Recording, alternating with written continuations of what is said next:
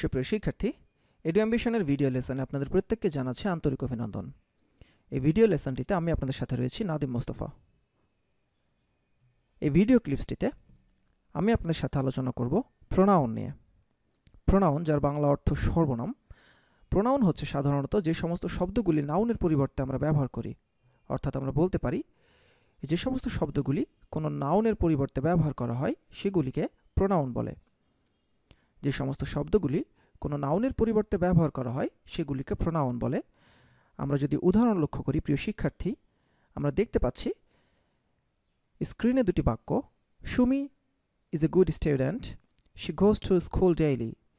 এই বাক্য দুটির প্রথম বাক্যে সুমি এই শব্দটি হচ্ছে একটি নাউন আমরা জানি, এবং সুমি এই নাউনের পরিবর্তে শি এই শব্দটি হচ্ছে একটি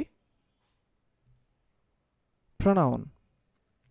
আমরা যদি পরের উদাহরণগুলো লক্ষ্য করি আমরা দেখতে পাচ্ছি mister Khan is a rich man, he helps the poor.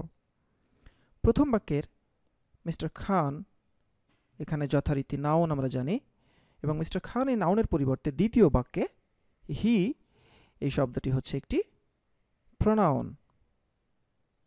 আমরা আরও কিছু উদাহরণ লক্ষ্য করি। জাফর বট এ কার, ইট ইজ ভেরি বিউটিফুল। প্রথম বাক্যের কার বা গাড়ি এই শব্দটি হচ্ছে একটি নাউন আমরা জানি, এবং কার বা গাড়ি নাউনের পরিবর্তে ইট এই শব্দটি হচ্ছে একটি প্রোনাউন।